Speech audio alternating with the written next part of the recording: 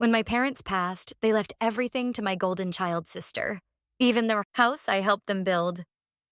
She laughed in my face when I said it wasn't fair, so I stayed quiet. I watched, I waited, and then I bought the house behind her. Back, and what I did next shattered everything she thought she had. You could line up 100 pictures of me and my sister Rachel as kids, and even a stranger would see it. She was the golden one. I was the shadow. Rachel had those big hazel eyes and blonde curls my mom used to call angel hair. She was delicate, soft-spoken, always smiling on cue. Meanwhile, I was the messy one. Sharp-tongued, curious, always with dirt on my knees and paint under my nails. I asked questions. I challenged rules. I didn't color inside the lines, and in my house, that was practically a sin. My name is Olivia Marks. My parents weren't bad people, not outright. They didn't hit us or scream. They just chose. Quietly, subtly, and always in Rachel's favor. At parent-teacher conferences, the compliments flowed for Rachel. Such a delight. Such a assistant, a born leader. For me, Olivia is bright, but difficult. The word difficult followed me, like gum on my shoe. Every time I voiced an opinion, rolled my eyes, or didn't smile politely. Enough. It was, why can't you be more like Rachel? It wasn't jealousy. It was erasure. By the time I was 12, I stopped showing them my artwork. I'd get more feedback from the family cat than I would from mom or dad. But Rachel? Oh, she could do no wrong. One semester, she got a C+ in biology, and they rushed to get her a tutor. When I got straight. A's, including a perfect score in AP Art History, they barely glanced at my report card. When I left for college in New York City, I paid my own way. Scholarships, work study, ramen, dinners, and 3 roommates in a 1-bedroom flat. They didn't offer help. Didn't ask how I was surviving. Meanwhile, Rachel stayed local and lived at home until she was 24. She didn't work. She focused on her influencer brand, whatever that meant. I remember one specific summer, right after our dad was diagnosed with pancreatic cancer. Rachel was too emotionally fragile to help, so I drove up every weekend from Brooklyn. I sat at chemo appointments, picked up meds, even covered some of the home renovation costs when the downstairs bathroom needed to be wheelchair accessible. When I hesitated to send money because, I was broke, my mother scolded me. Rachel's overwhelmed, Olivia. Why do you always make things harder than they have to be? I bit my tongue so hard it bled. I paid the damn contractor. And I never asked for a dime back. I wasn't expecting a medal. But when my parents died in that sudden car accident 2 years later, I thought, maybe, they'd left some sign that they saw me, that they appreciated the quiet, invisible work I'd done. Instead, I got a slap in the face. We sat in a mahogany-walled office across from a lawyer who smelled like dust and expensive. Whiskey. I wore black slacks and a blazer from Goodwill. Rachel wore designer heels and fake. Grief. I half listened as the lawyer read the will, still numbed from the funeral the day before. Then I heard it. All property and assets are to be passed to our daughter, Rachel Marks. Wait, what? I blinked. What about me? The lawyer glanced at me. There's a handwritten letter in the file if you'd like to read it. Rachel was already beaming. She placed a hand on my shoulder like she was comforting me, like she hadn't just inherited everything from the 2 people who told us both we were loved. Equally. The letter was short, 5 sentences. Olivia, we know you're strong. You've always been self-sufficient.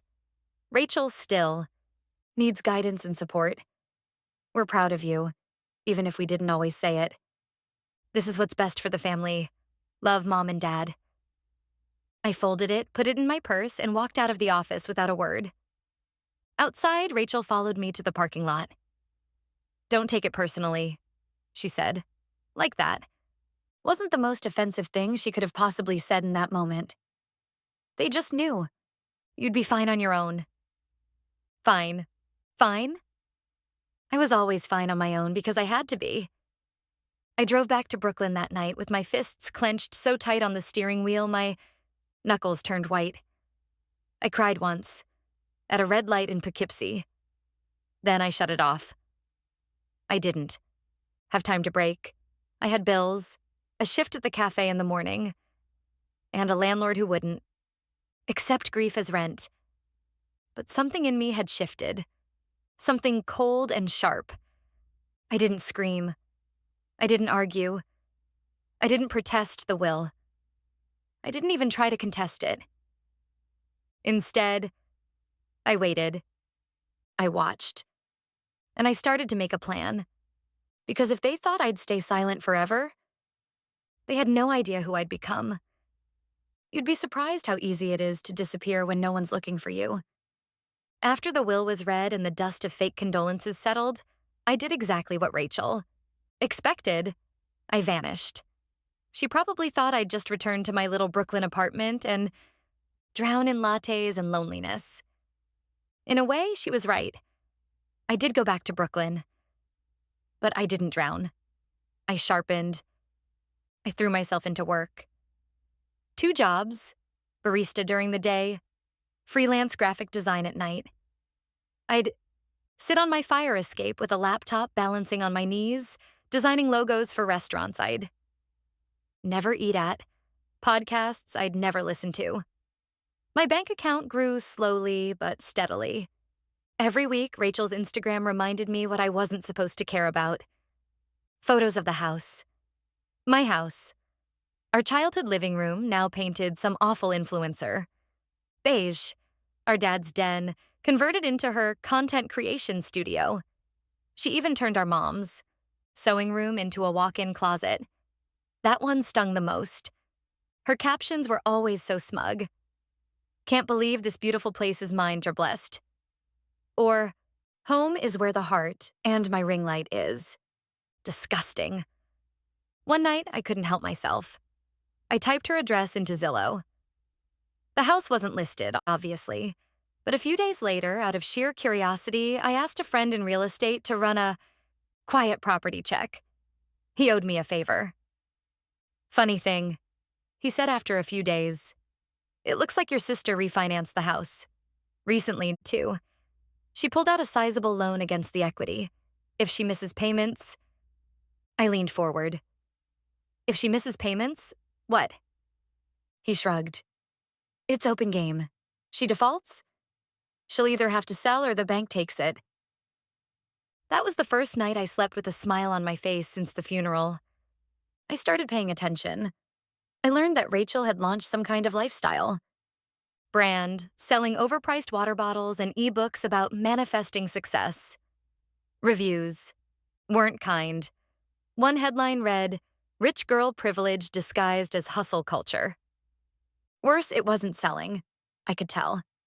Her followers were mostly bots. Her engagement was tanking. She started uploading emotional videos, teary-eyed talks about being misunderstood, and dealing with betrayal from people I love. Always vague, always dramatic. And then came the final sign from the universe. A listing popped up. The house was for sale. Not publicly, but through a quiet off-market deal. My real estate friend called again. "You're not going to believe this, Liv. She's trying to offload it. Fast. Probably drowning in debt." I didn't hesitate. I didn't want her to know it was me. That would have been too easy, too direct. Instead, I created a small LLC, masked ownership, totally legal. I used my design skills to mock up a fake wellness. Startup brand name as a buyer. My friend posed as the investor. We made a private cash offer. Above market, fast close, no inspections. We made it sound like a dream deal for someone desperate for liquidity. She jumped on it. She sold the house. The house my parents left her like a crown. The house she posted on. Instagram like it was her birthright. And she had no idea that the person taking it from her had once scrubbed its floors, hung family photos on its walls, and cried in the attic the night she found out her name wasn't in the will. I signed the final documents on a rainy Thursday in October. The notary handed me a manila envelope and said, "Congratulations, Ms. Marks, I corrected her. It's Ms. Anderson now, legally. Paperwork's in the LLC. I wanted a clean break, a clean name, a clean start. As I walked out of that office, I felt taller, lighter, not just because I had bought back what was stolen from me, but because I had done it without screaming, without begging, without losing an ounce of control. Rachel still hadn't figured it out, but she would. Oh, she would. And when she did, I'd be waiting. The first time I stepped back into the house, the air hit me like a ghost. It smelled like lavender and dust, Rachel's signature scent, layered over memories I thought I'd buried. My boots echoed on the polished wood floor as I walked in. The hallway walls were painted white now, probably an attempt to make the house feel clean and curated. But I saw. Right through it. Under every coat of paint, I saw the history. My childhood, my parents' neglect, my own tears. Now it was mine. And I was going to unmake her version of it, piece by piece. I started with the kitchen. Rachel had turned it into a Pinterest ad. Marble countertops, fake. Succulents, gold handles on every drawer. It looked sterile, lifeless. I ripped it all out. Not literally, not at first. I hired contractors, but I was there every morning at 6:30 a.m. sharp, with coffee and notes. I replaced the counters with deep green stone, the kind my mother once said was too dark and not welcoming. I wanted it unwelcoming. I wanted it real, earthy, sharp like me. The living room? Gone were the soft pink couches and influencer ring light. I restored the original fireplace my dad bricked over when Rachel didn't like how vintage it looked. I filled the shelves with books my mother would have said were too angry. Memoirs, feminist essays, grief. Literature, journals from women who'd clawed their way out of silence. Then came the sewing room. I'll admit, I hesitated there. That space had belonged to my mother. It was where she stitched. Rachel's homecoming dress, but never hemmed mine because I looked fine and off the rack. It held the scent of fabric softener and childhood shame. I sat on the floor for hours, just staring, trying to figure out what part of me still needed her. Approval. Then I stood up and gutted it. I turned it into a studio, a space for painting, sketching, storytelling. I covered the walls in art-eyed, made during the hardest years of my life. I hung a massive canvas I painted the week after they died. Splashes of black, blood red, and burning gold. I called it Inheritance. Irony? Maybe. Poetry? Definitely. The final room was the attic. My attic. The one place that had felt like mine as a kid. It had the slanted ceiling and the squeaky floorboard by the window. I used to hide up there with a sketch pad and flashlight, escaping. Rachel's perfect world below.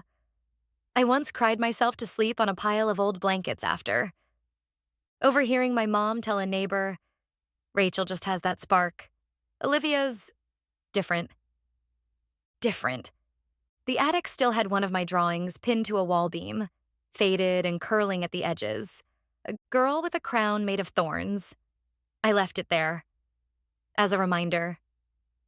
Then I added locks to every door. Smart locks, coded entry, and cameras. Not for safety, but for what came next.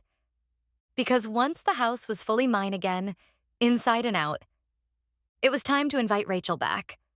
I didn't text her, didn't email, didn't call. Instead, I sent a formal-looking envelope. No return address. Inside was a simple letter with, elegant stationery that read, "Dear Ms. Rachel Marks, you are cordially invited to a private content partnership pitch at 145 Fernhill Lane. Time, 6 p.m. sharp. Attire, business casual. Non-disclosure agreement will be provided upon arrival." She showed up 5 minutes early. Of course she did. She'd never resist a chance to show off her heels, her boss babe blazer, her hungry. Desperation disguised as confidence. What she didn't realize was that 145 Fernhill Lane, the house she sold to strangers, was still ours in her mind. She still owned it in her imagination. Not anymore.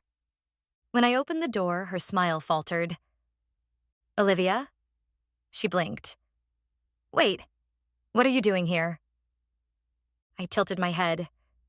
"Welcome home, Rachel." She looked past me into the hallway. Her brows tightened at the dark green walls, the rich wood.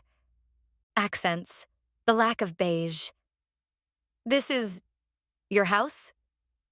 "Mine now," I said, stepping aside. She walked in like she was walking through a dream that had turned sour. Her fingers grazed. The edge of the fireplace, now restored with carved stone. Her eyes darted to the studio. Door, closed, but humming with music and color from behind it. She looked unsettled. "Good. Why didn't you tell me?" I smiled. "Would you have sold it if I had?" Her jaw clenched. And then I went for the kill. "I invited you here because I'm launching a new platform," I said. "A series. Women reclaiming. Spaces stolen from them. It's going to be real, raw, and deeply personal." She blinked. "You want me to be in it?" I shook my head. "No, Rachel. You already are." From the kitchen, I clicked a button on my laptop. A projector whirred to life, casting a video onto the wall. It was her Instagram story from a year. Ego, the one where she cried about betrayal and said, "Some people just want to see you fail." Then it cut to footage of her influencer ads, her fake brand, her apology video, her sale. Announcement. Finally, it cut to me, standing in front of the house, voice steady. My parents left everything to my sister. They gave her the house, the memories, the legacy. And I bought it back, with every ounce of pain they handed me. This is my story. Rachel stared, stunned. Her mouth opened, then closed, like she couldn't find the right mask to. "This is insane," she muttered. "You're exploiting this for views? For clout?" I laughed. Not loud. Cold. "Oh, sweetheart. You exploited our family for years, for likes, for sympathy. I'm just giving people the real version." She looked like she might scream, or cry, or both. I leaned closer. "You could have had a sister. You could have shared. You could have spoken up when they erased me, but you stayed quiet. You smiled. You collected. You let me bleed so you could sparkle." Rachel turned to leave. "By the way," I said as she reached the door, "the studio upstairs, I named it Rachel's room. There's a plaque and everything." She paused. "Are you serious?" "Dead serious. I figured if you're going to haunt the place, you might as well have your own shrine." She left. Didn't slam the door. Didn't yell. She just vanished, the way I once did. Except this time, she was walking away from my house. My story. And the cameras? They were rolling the whole time. It's strange what peace really feels like. I used to think it would come with silence. That I'd wake up one day, with sunlight streaming in and suddenly not care anymore. That Rachel's face, my parents' rejection, the echo of their laughter down hallways I was pushed out of, would all dissolve. But peace isn't silence. It's the sound of hardwood floors under your own steps. The smell of coffee in your kitchen. It's, Hanging a painting on a wall without asking anyone's permission. It's knowing you didn't win. Something petty. You reclaimed something sacred. It's the exact opposite of silence. After Rachel left that night, she didn't reach out. No apology, no explosion, just digital silence. Her Instagram went dark for a few days. When it came back, her tone had changed. No more teary captions, just a rebrand. Taking time to realign. Classic. I didn't follow her anymore, but I checked once in a while. Not for her, but for me. Like peeking. At a wound you're not sure has fully healed. A week after she left the house, I got a letter. Not a text, not an email. A letter. Olivia, I don't know who you are anymore. Maybe I never really did. Maybe we were just two people raised in the same war zone, fighting for attention like it was oxygen. First, I thought I was the one who won. But watching you in that house, you didn't look like someone who lost anything. You looked like someone who finally came home. Do whatever you want with the house. Paint it black. Burn it down. Film your documentaries. I honestly don't care. I hope it gives you something I never had the guts to earn. Rachel. It wasn't closure, but it was a crack in the wall. And that was enough. 3 months later, I turned the studio into a part-time art therapy space. Twice a week, I host sessions for girls who've been through hell, foster care, grief, toxic families. They paint, they cry, they laugh. Sometimes they just sit in the sunroom and exist. None of them know this used to be Rachel's house, or my parents'. To them, it's just a space, with open doors and soft music. That's how I want it. The documentary series, it's real. It's small, scrappy, but honest. I called it Unwritten Wills. Each episode is a woman reclaiming a space she was denied. An apartment, a garden, name my episode? It's the pilot. And it's already over 1.2 million views on YouTube. People message me. They say things like, I thought I was crazy for feeling betrayed by my family, but you made me feel sane. Or, you didn't just get revenge, you got rebirth. They don't see the years it took to get here. The ramen nights, the freelance nightmares, the holidays spent alone pretending it didn't hurt. But maybe that's okay, because I'm here now.